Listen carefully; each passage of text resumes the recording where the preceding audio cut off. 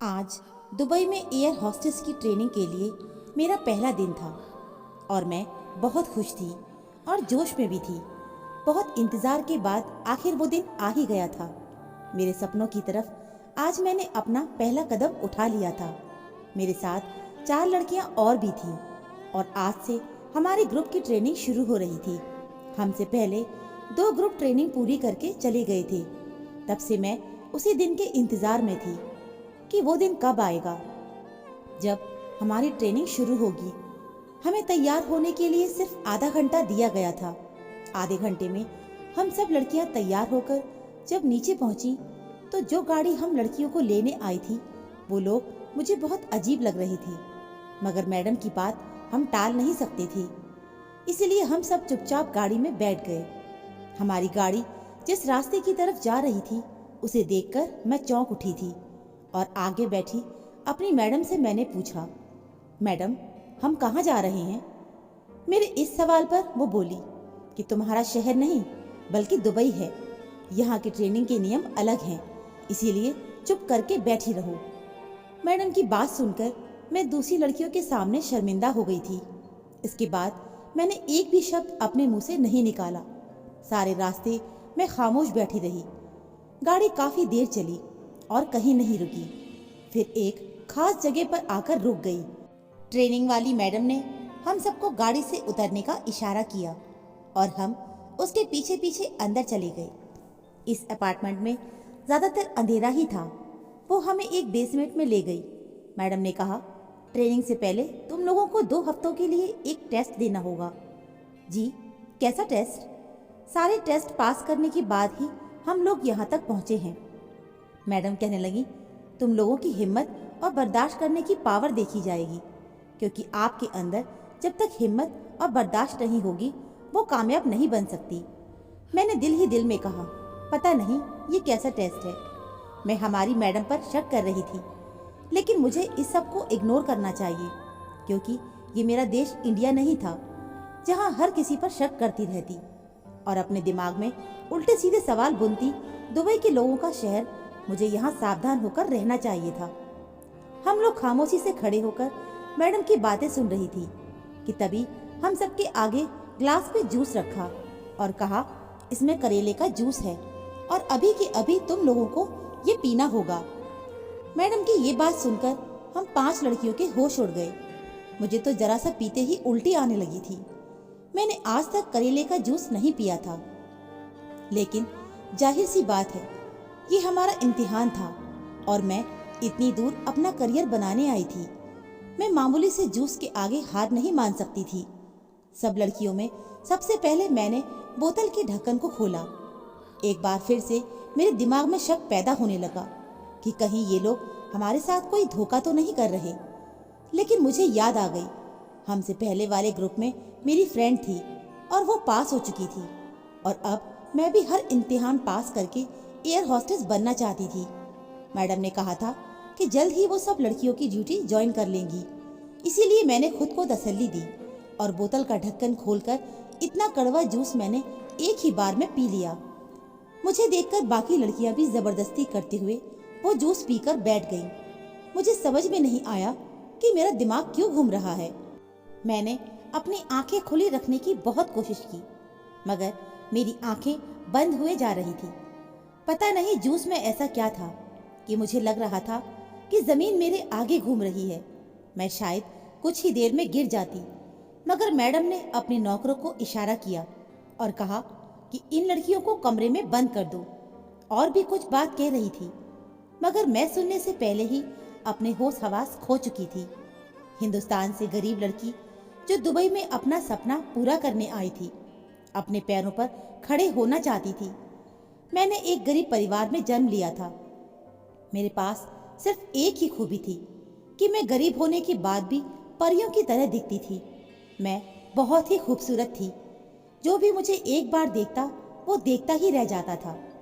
हम 4 भाई बहन थे। गरीब होने के बावजूद भी मेरे बाबा ने अपनी पूरी मेहनत से हमको पढ़ाया लिखाया था। बाप होने के नाते अपनी सारी जिम्मेदारियां बहुत अच्छे से उठाई। एक दिन मेरे बाबा को पैरालाइज हो गया। वो बिस्तर पर पड़ गए थे। अब सारे घर की जिम्मेदारी मुझ पर आ गई थी। मैंने प्राइवेट स्कूल में नौकरी कर ली, मगर हमारे घर के खर्च और बाबा की दवाई बहुत मुश्किल से पूरी हो पाती थी। मेरी सैलरी बहुत कम थी। बाबा की दवाई और घर का राशन और बहन भाइयों की स्कूल की फीस, ये सभी खर्च मेरी सैलरी से पूरे नहीं हो पाते थे। मैं एक ऐसी नौकरी करना चाहती थी जिसमें मुझे सैलरी अच्छी मिले। मेरी एक दोस्त थी, उसका नाम रिया था। वो इंग्लिश कोर्स कर रही थी। जब उसे मेरे घर के बारे में पता चला तो वो मुझसे कहने लगी कि मैं कोर्स करके विदेश चली जाऊंगी, वहाँ तो पैसा ही पैसा है। तुम भी विदेश में ही कोई नौकरी ढूंढ लो। तुम तो बहुत खूबसूरत भी हो और पढ़ी लिखी भी हो, तुम्हें तो बाहर कोई भी जॉब मिल जाएगी। मैंने भी उसकी बात के बारे में सोचा। मुझे एयर हॉस्टेस बनने का बहुत शौक था। मैं अपने घर में अपने घर वालों को भी कहती थी कि कोई मुझे इस काम से नहीं रोकना, क्योंकि हमारे खानदान का माहौल बहुत ही अजीब था। हमारे खानदान की लड़कियों को विदेश जाकर जॉब करने की कोई इजाज़त नहीं थी। लेकिन मेरे बाबा मुझसे कहते थे, जो तुमको करना है तुम करो, तुमको कोई नहीं रोकेगा। मुझे इस काम से कोई एतराज़ नहीं होगा। मैं अपनी प्यारी बेटी के लिए अपने पूरे खानदान से लड़ जाऊंगा। मगर हालात ही ऐसे हो गए कि मेरे बाबा को मौका ही नहीं मिला। मेरे बाबा के इलाज के लिए हमें बहुत सारे पैसों की ज़रूरत थी। इसीलिए मैं अपने दोस्त की बातें सुनकर सोचने लगी कि मुझे भी इस देश से बाहर जाना चाहिए और एक अच्छी नौकरी करनी चाहिए, ताकि मैं वहां जाकर पैसे कमा सकूं और अपने बाबा के इलाज के लिए पैसे जमा कर सकूं। इसी इरादे से मैंने सोशल मीडिया पर नौकरियों को देखना शुरू कर दिया। मेरी दोस्त प्रिया बाहर चली गई। उसने मुझे फ़ोन पर बताया था कि उसे अच्छी नौकरी मिल गई, उसकी सैलरी भी अच्छी है। उसे देख मेरे दिल में भी ख्वाहिश पैदा होने लगी थी कि टीचर की इस नौकरी के पैसे से तो कुछ भी होने वाला नहीं। बाबा का इलाज, घर के खर्चे और छोटे भाई बहनों की पढ़ाई के खर्चे इतने कम पैसों में नहीं होने वाले। इन सब बातों ने ही मुझे पागल कर रखा था। मैंने फेसबुक पर ऐसे पेज फॉलो कर रखे थे जिससे मुझे दूसरे मुल्कों से आई हुई नौकरियों के बारे में पता चलता रहता। ऐसे ही एक दिन मैंने सोशल मीडिया पर एक ऐड देखा जिससे एयर हॉस्टेस की फ्री ट्रेनिंग लिखी थी और 1 महीने के बाद ही जॉब मिलनी थी। ये ऐड देखकर मैं बहुत खुश हो गई और मैंने तुरंत कॉल की तो मुझे वहाँ पर किसी लेडी ऑफिसर ने बताया कि सिर्फ गर्ल्स के लिए फ्री ट्रेनिंग है जो 1 महीने के लिए चल रही है। बिना किसी फीस के मैंने उनसे पूछा कि ये ट्रेनिंग कहाँ पर है। उन्होंने मुझे दुबई का एड्रेस दिया और सारी इंफॉर्मेशन भेज दी। मैंने सोच लिया कि अब मुझे दुबई जाना है और अपना सपना पूरा करना है। मैंने अपने सारे डॉक्यूमेंट्स रख लिया और अपनी फैमिली को बता दिया कि मुझे बहुत अच्छी जॉब मिली है, वो भी दुबई में। उसी के लिए मुझे जाना है और देर ना करते हुए रात को ही एयरपोर्ट पर आ गई और दुबई के लिए टिकट लेकर दुबई के लिए निकल गई। और मैं सीधा उसी एड्रेस पर चली गई जहाँ पर उसने मुझे एड्रेस बताया था। वहाँ एक किरण नाम की लड़की मिली जिसने मुझसे मेरे डॉक्यूमेंट्स लिए और मुझसे कहा कि आज से तुम यहीं रहोगी और कल से तुम्हारी ट्रेनिंग स्टार्ट होगी। मेरे साथ 4 लड़कियां और थीं। मुझसे पहले 2 ग्रुप की ट्रेनिंग हो चुकी थी और वो लोग जा चुके थे। मैं अपनी किस्मत के लिए बहुत खुश हो रही थी। और फिर दूसरे दिन से हम 5 लड़कियों की ट्रेनिंग स्टार्ट हो गई। वहाँ की किरण मैडम हम 5 लड़कियों से अलग अलग काम करने की बोल रही थी। कभी गार्डन की सफाई करना, कभी कपड़े धोना, कभी खाना बनाना। मुझे तो ये सारे काम बहुत अजीब लग रहे थे कि ट्रेनिंग पर भला ये काम कौन करवाता है। ये कोई एयर हॉस्टेस की ट्रेनिंग नहीं लग रही थी और वो न जाने हमें खाने में क्या देती थी जिसका स्वाद बहुत बेकार होता था। मुझे यहाँ आए हुए 10 दिन हो गए थे। एक दिन हमारी मैडम ने हमें करेले का जूस पीने को दिया जो बहुत कड़वा था। मैंने देखते ही पीने से मना कर दिया तो मैडम मुझे डांटने लगी और बोली, अगर तुमने नहीं पिया तो तुमको यहाँ से निकाल दिया जाएगा। ना चाहते हुए भी मुझे वो कड़वा जूस पीना पड़ा। एक दिन मैंने वहाँ के गार्ड से पूछा कि ये कैसी ट्रेनिंग होती है यहाँ पर। वो गार्ड मुझे कुछ बताने ही वाला था कि मैडम आ गई और मुझे डांट कर अंदर भेज दिया। फिर कुछ दिन बाद वो गार्ड मेरे पास आया और बोला, मैं तुम्हें यहाँ किरण की सच्चाई बताने आया हूँ। उससे पहले वो मुझे कुछ बताता कि अचानक बाहर से शोर की आवाज़ सुनाई दी। शोर की आवाज़ सुनकर सब लोग उठ गए थे। इसी वजह से उसे कमरे से भागना पड़ा। मैं सोच में पड़ गई कि ये सब आखिर हो क्या रहा है। मुझे तो कुछ भी समझ में नहीं आ रहा था कि कहीं मुझसे गलती तो नहीं हो रही थी। अब मुझे डर लगने लगा था, यहाँ पर आकर कोई गलत फैसला तो नहीं ले लिया। मैडम ने फिर से वही कड़वा जूस हमें दिया, मगर मैंने आज वो नहीं पिया था और अपने मुंह में रख लिया और कमरे में आकर एक तरफ थूक दिया। मैंने देखा था कि वो गार्ड जो किरण मैडम के बारे में कुछ बताने की कोशिश कर रहा था, वो कहीं चला गया था। फिर 2 दिन के बाद हमारा पहला टेस्ट पूरा हो चुका था। अब दूसरा टेस्ट स्टार्ट हो गया और उस दिन के बाद से मैंने उस गार्ड को ढूंढने की बहुत कोशिश की, मगर वो मुझे कहीं पर भी नहीं मिला। शायद उसकी ड्यूटी बदल दी गई थी। अब मुझे शक होने लगा था कि हमारे साथ धोखा हो रहा है। मैडम हमें गाड़ी में बैठाकर तीसरी मंजिल की तरफ ले जा रही थी।